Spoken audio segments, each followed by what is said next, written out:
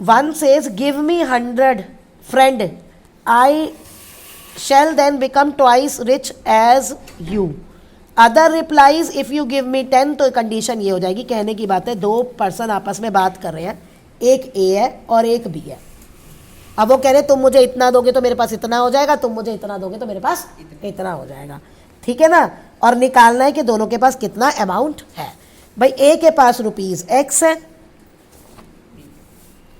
और बी के पास ₹Y है। अब देखते हैं, ए बी को कह रहा है गिव मी 100, ए बी को कह रहा है गिव मी 100, तो ए के पास ये पैसे हो गए। अब वाई के पास कितने बचे, ये, तो कहता है मैं I shall be 6 times as rich as you, यानी तेरे पास जितने भी पैसे हैं मेरे पास उसके 6 times हो जाएंगे। अब बी क्या कह रहा है, यू गिव मी 10, बी कह रहा है तुम मुझे 10 दे दो, तो एक्स के पास 10 कम हो गए। अब वो क्या कह रहा है, ओ यहां पे गलत कर दिया भाई, ये बी का था, आई शैल बिकम ट्वाइस, यानी वो कह रहा है मैं तुम्हारे इसका दुगना हो जाऊंगा, वो कह रहा है मैं तुम्हारे इसका 6 times हो जाऊंगा। ये देखो यहां लिखा है 6 times, अदर रिप्लाईज में ए वाले शुरू में लिखा है ट्वाइस। ओके, ये आपका क्वेश्चन। नेक्स्ट बोट, देखो अपस्ट्रीम और डाउनस्ट्रीम का केस जो होता है उसमें दो चीज़ें होती हैं, एक वाटर की स्पीड होती है और एक बोट या स्ट्रीम जिसकी भी स्पीड होती है। अगर आप पानी के साथ चल रहे हो तो आपकी स्पीड बढ़ जाएगी क्योंकि वेव्स भी उसी डायरेक्शन में जा रही हैं वाटर, और आप भी उसी डायरेक्शन में जा रहे हो, तो अपस्ट्रीम और डाउन, और अगर आप अपोजिट में चल रहे हो तो आपकी स्पीड कम हो जाएगी क्योंकि वाटर आपको दूसरी डायरेक्शन में खींच रहा है और आप जाना दूसरी डायरेक्शन में चाहते हो। तो ऑब्वियसली बात है बोट और स्ट्रीम की स्पीड तो ज़्यादा ही आएगी क्योंकि हमारी चलेगी ना। अगर पानी की चलेगी तो जिस डायरेक्शन में पानी जा रहा है फिर मैं उसी डायरेक्शन में जाऊंगी, अगर ये स्पीड ज़्यादा हो गई तो। अब अपस्ट्रीम जो होता है ना वो होता है अपोजिट डायरेक्शन वाला, यानी कि यहाँ पे आपकी टोटल स्पीड ये आएगी, और अगर डाउनस्ट्रीम है तो यहाँ पे ये आएगी स्पीड टोटल। आपको ये ध्यान रखना है बस अपस्ट्रीम डाउनस्ट्रीम में। बाकी आपके 3 फॉर्मूले हैं, distance is speed into time, time is distance upon speed, and speed is, जिस पे हमें आसान बनेगा ना सॉल्व करना हम उस पर इक्वेशन बनाएंगे। हो सकता है किसी 2 पे भी बने, हो सकता है 3 पे बन जाए, लेकिन जिस पे आसान होता है उस पे बनाएंगे। ये लॉजिक समझने वाला है।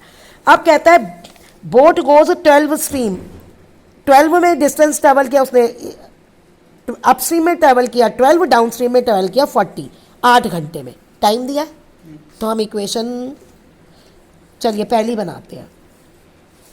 अगर मैं टाइम पे इक्वेशन बनाती हूँ बोट की तो पहला 12 upon upstream y minus x, ये टाइम आ गया अपस्ट्रीम का, डाउनस्ट्रीम का टाइम ये आ गया, और टोटल टाइम लगा 8 घंटे।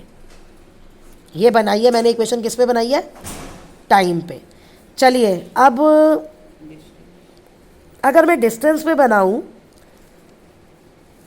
डिस्टेंस होगा स्पीड इनटू टाइम, टोटल 8 घंटे दिए हैं, तो बनेगा इस पे टाइम पे, अलग अलग टाइम नहीं दिया तो नहीं बन पाएगा, इसी पे बनेगी भाई, टाइम पे नहीं बन रही। इस वाले केस में एक ही पे बन रहा है और पे नहीं बन रहा। अब ये तीनों में से सेलेक्ट करना है जिस पे बनेगा। 16 किलोमीटर अपस्ट्रीम, अब तो सेम ही बनेगी, 32 किलोमीटर डाउनस्ट्रीम, गो 16 किलोमीटर अपस्ट्रीम, दोनों में सेम टाइम है, सेम टाइम यानी इक्वल, दोनों का सेम टाइम है यानी इक्वल। तो अब आपको स्पीड निकालनी है। अब इसमें क्या पुट करोगे, y माइनस एक्स को पुट करो a, x प्लस वाई को पुट करो b, आपकी इक्वेशन बनेगी 12, 1 अपॉन पुट कर लो, 12a plus 40b is equal to 8, 16a is equal to 32b। अब यहाँ पे a b की जब वैल्यू निकाल दोगे फिर ये बनेगी 16a minus 32b is equal to 0। अगर एलिमिनेशन मेथड लेना है, सब्स्टिट्यूशन लेना है तो यही वैल्यू पुट कर देना b की, जो लेना हो आपको, ठीक है। अब इसमें जब a b की वैल्यू आएगी तो यहाँ a b को पुट करना, क्रॉस मल्टीप्लाई करना, फिर दोबारा से इसको सॉल्व करना। ये एक बार सॉल्व करने पे नहीं आएगा, इसको 2 बार लीनियर इक्वेशन बनेगी, सॉल्व करना है आपको।